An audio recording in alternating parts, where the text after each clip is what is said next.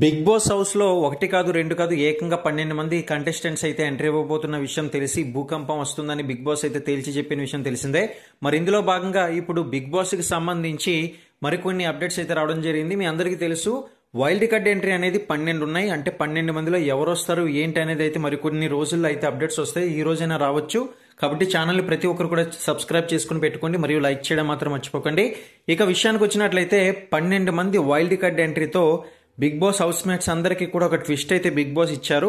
అదేంటంటే ఒక్కొక్క టాస్క్లు అయితే ఉంటుంది. ఈ యొక్క టాస్క్ లో భాగంగా ఎవరైతే ఆ టాస్క్లన్నీ కూడా విన్ అయ్యి ఫెయిల్ అవ్వకుండా విన్ అవుతారో ఖచ్చితంగా వైల్డ్ కార్డ్ ని బ్రేక్ చేసే అథారిటీ అనేది హౌస్ మేట్స్ అయితే పొందుతున్నారనమాట.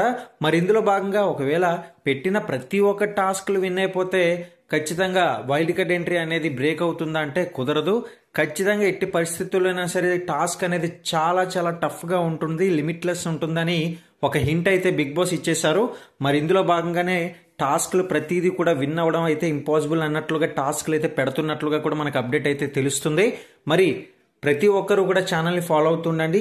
ఈ అప్డేట్స్ అనేది పొందడం కోసం సబ్స్క్రైబ్ చేసుకుని లైక్ చేయండి.